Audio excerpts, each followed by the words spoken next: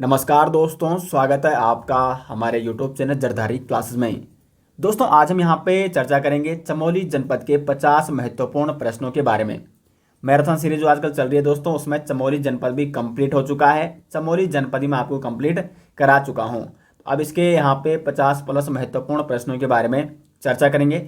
इसमें से आपको कितने क्वेश्चन आ रहे हैं कमेंट बॉक्स में ज़रूर बताएं। ये सभी प्रश्न दोस्तों सिलेक्टिव है, जो कि आपके आगामी एग्जाम के लिए महत्वपूर्ण होंगे। बाकी आपको जो डिस्ट्रिक्ट सीरीज चल रही है उसके डिटेल्स नोट्स विद एमसीक्यू प्रत्येक जनपद के लिंक आपको वीडियो के डिस्क्रिप्शन में दिया जाएगा। वहां से आप इस पीडीएफ को दोस्तों डाउनलोड कर सकते हैं। पहला क्वेश्चन है, निम्न में से कौन सा पर्वत चमोली जनपद में है? इसका सही आंसर हो जाएगा दोस्तों नीलकंठ पर्वत। यह आपका चमोली में है। जो अन्य पर्वत है जैसे पंचाचूली पर्वत, ये पिथौरागढ़ में है। बिल्व पर्वत आपका हरिद्वार में है और भृंग पर्वत आपका उत्तरकाशी में है। जबकि जो नीलकंठ पर्वत है दोस्तों, ये आपका चमोली जनपद में है। क्वेश्चन नंबर 2 है, चमोली जनपद का मुख्यालय कहाँ है? तो चमोली जनपद का मुख्यालय है दोस्तों गोपेश्वर। गोपेश्वर को चमोली जनपद का मुख्यालय कब बनाया गया? 1970 में चमोली जनपद का मुख्यालय बनाया गया गोपेश्वर को, क्योंकि चमोली में पहले चमोली जनपद का मुख्यालय था, वहाँ पे बाढ़ आ गई थी। उसके बाद यहाँ पे स्थानांतरित किया गया और गोपेश्वर में 1970 में चमोली जनपद का मुख्यालय बनाया गया। क्वेश्चन नंबर 3 है, निम्न में से चमोली तिब्बत के बीच स्थित दर्रा। तो चमोली और तिब्बत के बीच जो दर्रा है वो है चोरहोती दर्रा। अब देखो जो अन्य ऑप्शन है यहाँ पे, जो कालिंदी दर्रा है ये चमोली और उत्तरकाशी के मध्य है। मार्चयोग जो दर्रा है वो चमोली और पिथौरागढ़ के मध्य है। जबकि जो बाराहोती दर्रा है ये भी चमोली और पिथौरागढ़ के मध्य है। तो चमोली और तिब्बत के मध्य कौन सा दर्रा है इनमें से? वो है चोरहोती दर्रा। सी ऑप्शन हो जाएगा सही आंसर। क्वेश्चन नंबर 4 है, जड़ी बूटी विकास शोध संस्थान कहाँ स्थित है? तो यह है आपका गोपेश्वर में स्थित। गोपेश्वर चमोली में स्थित है जड़ी बूटी विकास शोध संस्थान, जिसकी स्थापना 1989 में की गई थी। जड़ी बूटी विकास शोध संस्थान जो कि चमोली के गोपेश्वर में स्थित है। क्वेश्चन नंबर 5 है, ओली के पास निम्न में से कौन सा बुग्याल है? तो जो गुरसो बुग्याल है चमोली में, यह कहाँ स्थित है? यह है आपका ओली के पास। सी ऑप्शन हो जाएगा इसका सही आंसर। क्वेश्चन नंबर 6 है, भारत का अंतिम सीमावर्ती गांव।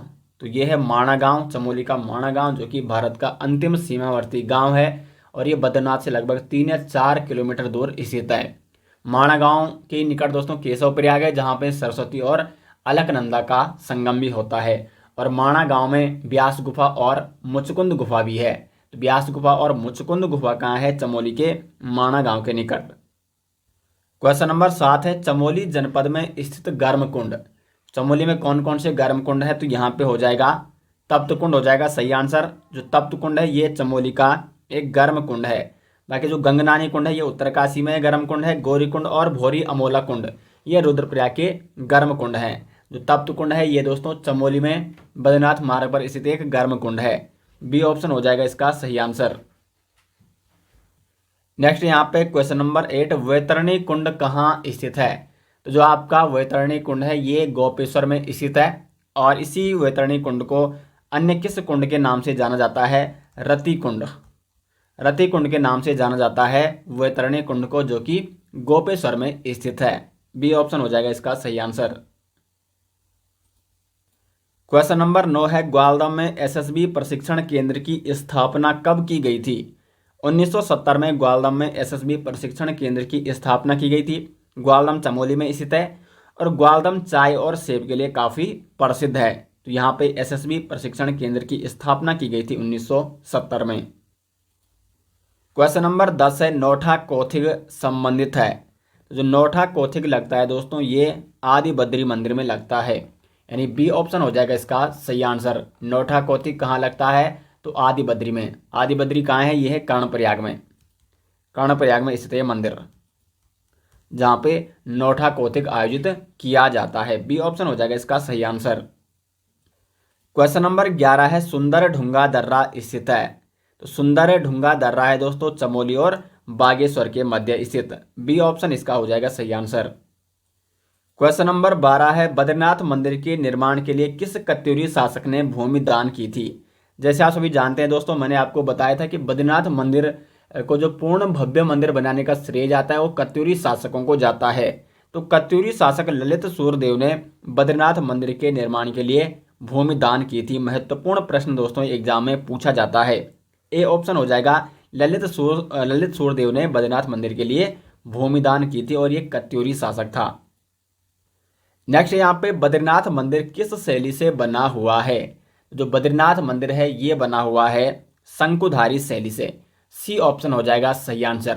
और बद्रीनाथ मंदिर के 3 भाग है दोस्तों, गर्भगृह, मंडप गृह और सिंहद्वार। ये 3 भाग हैं बद्रीनाथ मंदिर के। ये किस शैली से बना है? तो ये है शंकुधारी शैली से। और बद्रीनाथ मंदिर को विशाल बद्री भी कहा जाता है, योग सिद्धा भी कहा जाता है और मुक्तिप्रदा और बद्रिकाश्रम के नाम से भी जाना जाता है। क्वेश्चन नंबर 14 है, राज्य की सबसे ऊंची पर्वत चोटी कौन सी है? तो नंदा देवी पर्वत चोटी राज्य की सबसे ऊंची पर्वत चोटी है। इसकी जो ऊंचाई है 7,817 मीटर। तो ये दोस्तों राज्य की सबसे ऊंची चोटी है। डी ऑप्शन हो जाएगा यहाँ पे सही आंसर। क्वेश्चन नंबर 15 है, आदिगुरु शंकराचार्य जी ने बद्रीनाथ में स्थापित मूर्ति को किस कुंड से निकाला था?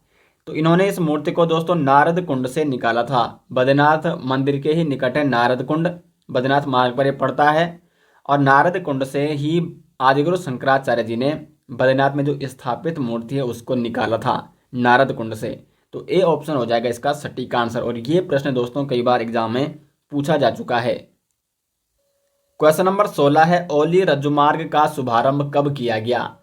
ओली चमोली जिले में स्थित है और ये स्कीइंग तथा अन्य साहसिक खेलों के लिए काफी प्रसिद्ध है।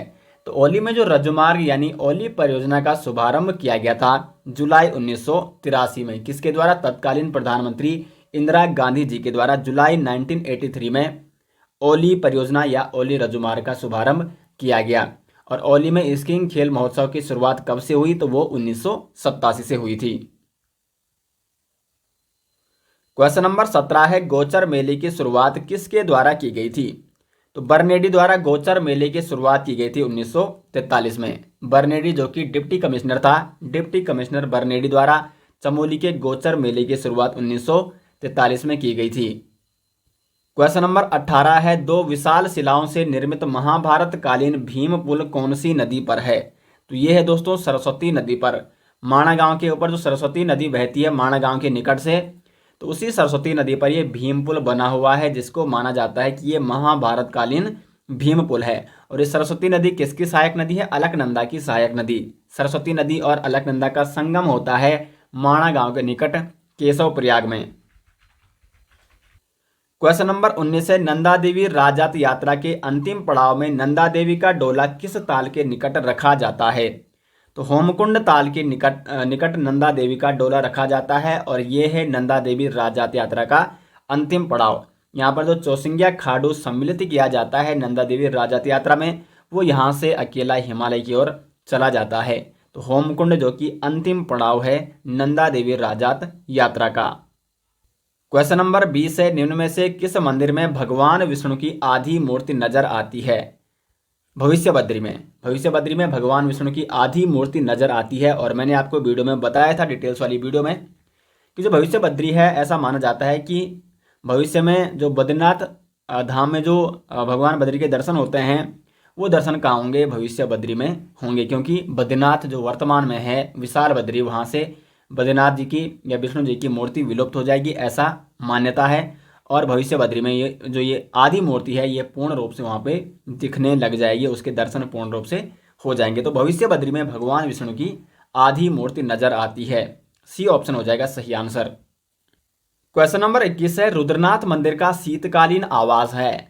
तो रुद्रनाथ का जो शीतकालीन आवास है दोस्तों वो है गोपेश्वर। गोपेश्वर का जो गोपीनाथ मंदिर है वो रुद्रनाथ मंदिर का शीतकालीन आवास है। अब देखो, ये पंच केदारों में से चौथा केदार है रुद्रनाथ और अंतिम केदार है कल्पेश्वर। रुद्रनाथ और कल्पेश्वर चमोली में है।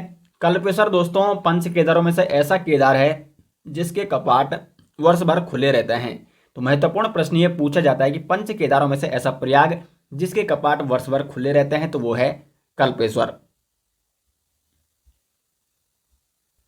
क्वेश्चन नंबर 22 से निम्न में से कौन से मंदिर में विष्णु भगवान की आधी आकृति की मूर्ति है? ये दोस्तों क्वेश्चन ही रिपीट हो चुका है, ये भविष्य बद्री मैंने आपको अभी बता दिया है। बी ऑप्शन हो जाएगा इसका सही आंसर। क्वेश्चन नंबर 23 है, कल्पेश्वर मंदिर में, कल्पेश्वर मंदिर जो कि चमोली में है और एकमात्र पंच केदारों में से एकमात्र केदार जहां पर कपाट वर्ष भर खुले रहते हैं। तो कल्पेश्वर में भगवान शिव की किस भाग की पूजा होती है? तो कल्प की यानी जटाओं की पूजा। सी ऑप्शन हो जाएगा यहाँ पे 23 का सही आंसर। क्वेश्चन नंबर 24 है, उर्गम घाटी किस जनपद में है? तो उर्गम घाटी हो गई चमोली में। चिनाब घाटी किस जनपद में? चिनाब घाटी भी दोस्तों चमोली में है। उर्गम घाटी और चिनाब घाटी ये दोनों महत्वपूर्ण घाटियां हैं जो कि आपको चमोली में नोट करनी है। क्वेश्चन नंबर 25 है, तंजुन दर्रा स्थित है? तो तंजुन दर्रा आपका चमोली और तिब्बत के मध्य स्थित है। ए ऑप्शन हो जाएगा इसका राइट आंसर। क्वेश्चन नंबर 26 है, निम्न में से पंच कुंडों में सम्मिलित नहीं है? मैंने आपको डिटेल्स वाली वीडियो में दोस्तों पंच कुंडों के बारे में बताया था जो कि बद्रीनाथ मंदिर के समीप ही स्थित है। तो कौन कौन थे वो? नारद कुंड, उसके बाद था तप्त कुंड, ये पंच कुंडों में शामिल है। मानुषी कुंड, मानुषी कुंड, उसके बाद त्रिकोण कुंड और सत्यपथ कुंड। त्रिकोण और सत्यपथ, ये 5 कुंड जिनको उत्तराखंड के पंच कुंड कहा जाता है। ये पांचों कुंड चमोली में बद्रीनाथ मंदिर के निकट ही स्थित है। तो यहाँ पे आपको बताना है पंच कुंडों में कौन सम्मिलित नहीं है। मानुषी कुंड है, नारद कुंड है, त्रिकोण कुंड है। वेदनी कुंड जो कि पंच कुंडों में सम्मिलित नहीं है। सी ऑप्शन हो जाएगा सही आंसर। क्वेश्चन नंबर 27 है, मुखौटा नृत्य संबंधित है?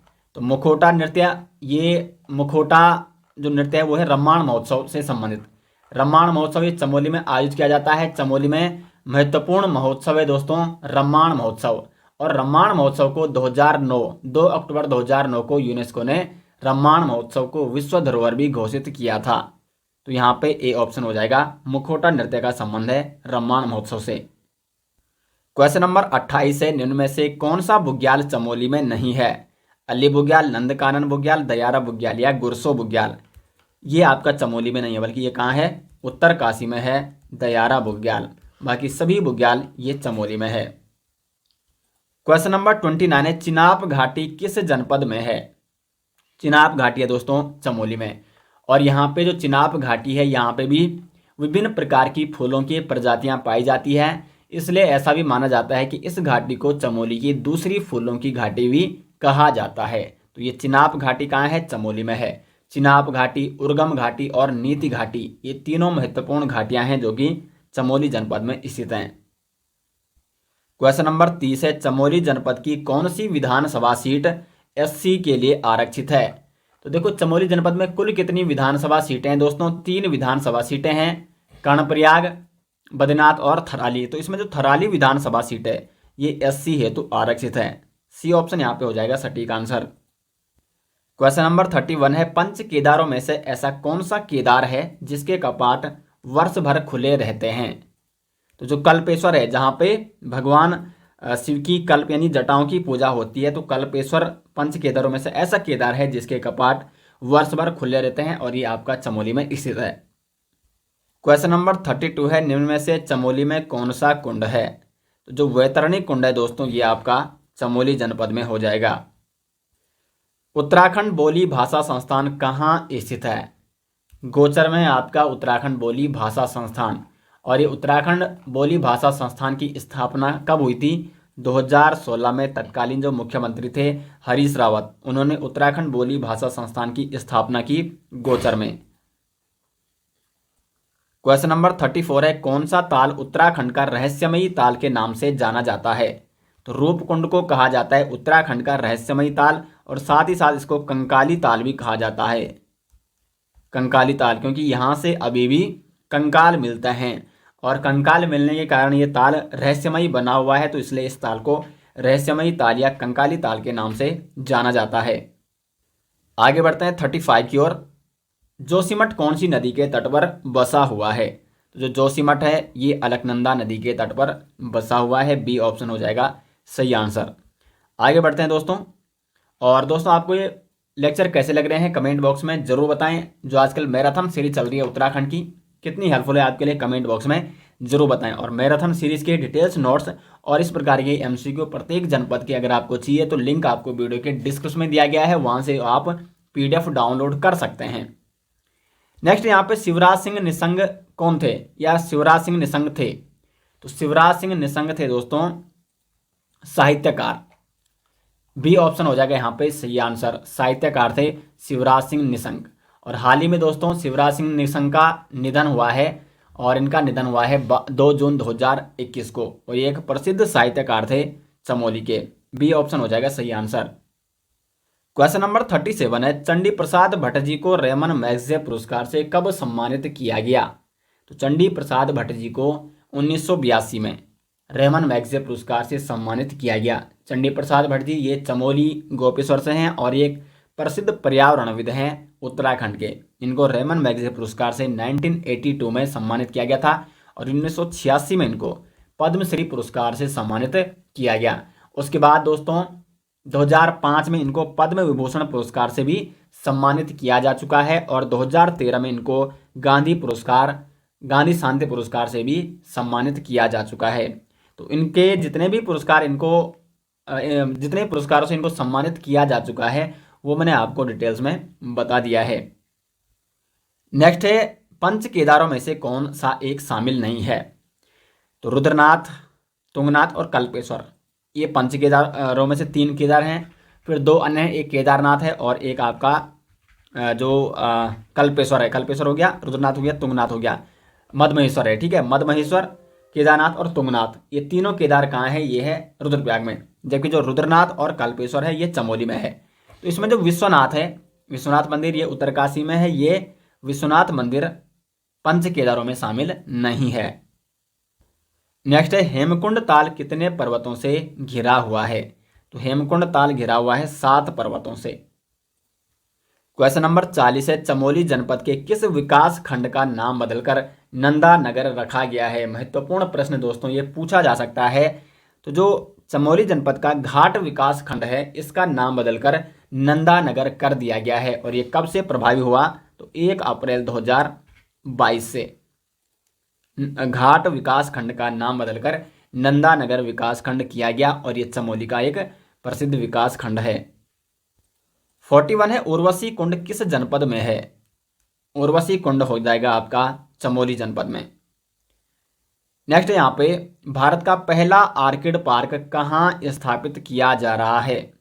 तो गोपेश्वर में भारत का पहला आर्किड पार्क दोस्तों स्थापित किया जा रहा है। सी ऑप्शन हो जाएगा इसका सही आंसर। नेक्स्ट है, निम्न में से पंच प्रयागों में सम्मिलित नहीं है? तो यहाँ पे जो केशव प्रयाग है वो पंच प्रयागों में सम्मिलित नहीं है। केशव प्रयाग में अलकनंदा और सरस्वती नदी का संगम होता है। ये केशव प्रयाग माणा गांव के निकट ही स्थित है, लेकिन ये पंच प्रयागों में सम्मिलित नहीं है। बी ऑप्शन हो जाएगा यहाँ पे सही आंसर। पंच प्रयाग कौन कौन से हैं दोस्तों? कर्ण प्रयाग, रुद्र प्रयाग, विष्णु प्रयाग, देव प्रयाग और नंद प्रयाग, ये पंच प्रयागों में शामिल 5 प्रयाग हैं। नेक्स्ट है, व्यास गुफा कहाँ स्थित है? व्यास गुफा दोस्तों स्थित है बद्रीनाथ में। बी ऑप्शन हो जाएगा यहाँ पे सही आंसर। और कौन कौन सी गुफाएं हैं दोस्तों चमोली में? तो आपकी व्यास गुफा हो गई, गणेश गुफा, स्कंद गुफा, मुचकुंद गुफा और टिमरसेन गुफा, जो कि चमोली की नीति घाटी में है। तो ये प्रसिद्ध गुफाएं थी चमोली जनपद में। नेक्स्ट क्वेश्चन है क्वेश्चन नंबर 45, उत्तराखंड की निम्न पर्वत चोटियां व उनकी ऊंचाई के अनुसार बढ़ता हुआ क्रम होगा। तो यहाँ पे बढ़ते हुई ऊंचाई के अनुसार आपको इनका क्रम लगाना है। नंदा देवी, द्रोणगिरी, केदारनाथ और कामेट। तो देखो 4 ऑप्शन में आप सभी जानते हैं कि जो नंदा देवी पर्वत चोटी है वो सबसे ऊंची चोटी है, तो ये चौथे नंबर पे आएगी। और कामेट पर्वत दूसरी सबसे ऊंची चोटी है। तो चौथे और तीसरे स्थान पे कौन सी आ जाएगी दोस्तों? नंदा देवी और मैं लिख रहा हूं यहाँ पे और कामेट। अब देखो द्रोणगिरी और केदारनाथ में ज़्यादा ऊंची कौन है? तो केदारनाथ की जो ऊंचाई वो है 6940। तो यहाँ पे आ जाएगी केदारनाथ, 6940 केदारनाथ की है। उसके बाद द्रोणगिरी यहाँ पे लिख देते हैं दोस्तों इसको। देखो केदारनाथ की जो ऊंचाई है 6940 मीटर। उसके बाद द्रोणगिरी की जो ऊंचाई है वो है दोस्तों 7066 मीटर। उसके बाद नंदा देवी की ऊंचाई आप सभी जानते हैं 7817 मीटर। और कामेट की जो ऊंचाई है 7756। तो सबसे मतलब इनमें से इन चारों में से सबसे कम ऊंचाई वाली चोटी है केदारनाथ। तो तीसरे पे सबसे पहले केदारनाथ आ जाएगा, उसके बाद द्रोणगिरी है 3-2, फिर कामेट है और फिर नंदा देवी। 3-2-4-1, 3-2-4-1 सी ऑप्शन हो जाएगा इसका सही आंसर, क्योंकि सबसे जो मतलब कम ऊंचाई वाली चोटी है वो केदारनाथ है 6,940, और इनमें से सबसे ज़्यादा ऊंचाई वाली है Nanda Devi 7,817 metre. C option हो जाएगा इसका सही आंसर। कुलसारी का सूर्य मंदिर कौन से जनपद में है? चमोली में स्थित है आपका एकमात्र सूर्य मंदिर कुलसारी का सूर्य मंदिर। महत्वपूर्ण प्रश्न ये एग्जाम में पूछा जाता है। क्वेश्चन नंबर 47 है, निम्न में से कौन सा मंदिर चमोली की उर्गम घाटी में स्थित है? तो जो कल्पेश्वर मंदिर है, पंच केदारों में से एक कल्पेश्वर मंदिर, ये चमोली की उर्गम घाटी में स्थित है। बी ऑप्शन हो जाएगा यहाँ पे सही आंसर। क्वेश्चन नंबर 48 है, रामायण महोत्सव को यूनेस्को ने विश्व धरोहर उत्सव कब घोषित किया? 2 अक्टूबर 2009 को दोस्तों रामायण महोत्सव, चमोली का प्रसिद्ध महोत्सव जिसका मुखौटा नृत्य काफी प्रसिद्ध है, तो इस रामायण महोत्सव को यूनेस्को ने विश्व धरोहर की सूची में शामिल किया था 2009 में। क्वेश्चन नंबर 49 है, निम्न में से कौन सा सूर्य मंदिर चमोली जनपद में है? तो यहाँ पे जो कुलसारी का सूर्य मंदिर है ये चमोली में है। अन्य 3 सूर्य मंदिरों के बारे में आपको बता देता हूँ कि ये कहाँ कहाँ है। मंजियाली का सूर्य मंदिर ये है दोस्तों आपका उत्तरकाशी में, उत्तरकाशी। कुलसारी हो गया चमोली। पलेठी का सूर्य मंदिर हो गया टिहरी, और जो मड का सूर्य मंदिर है ये आपका पिथौरागढ़। तो चारों सूर्य मंदिर मैंने आपको बता दिए हैं कौन सा सूर्य मंदिर कहाँ है। बी ऑप्शन हो जाएगा यहाँ पे सही आंसर। क्वेश्चन नंबर 50 है, घस्तौली बुग्याल किस जनपद में है? तो घस्तौली बुग्याल आपका हो जाएगा चमोली में। तो ये हो गए दोस्तों आज के 50 महत्वपूर्ण प्रश्न। चमोली जनपद से जितने भी महत्वपूर्ण प्रश्न पूछे जा सकते हैं एग्जाम में वो मैंने आपको सभी यहाँ पे बता दिए हैं। बाकी डिटेल्स में आपको मैराथन सीरीज के माध्यम से बताया जा रहा है, और मैराथन सीरीज के नोट्स अगर आपको चाहिए दोस्तों, और ये महत्वपूर्ण एमसीक्यू चाहिए चमोली जनपद के, तो लिंक आपको वीडियो के डिस्क्रिप्शन में दिया गया है, वहाँ से इस पीडीएफ को डाउनलोड आप कर सकते हैं। मिलते हैं नेक्स्ट लेक्चर के साथ, तब तक के लिए धन्यवाद।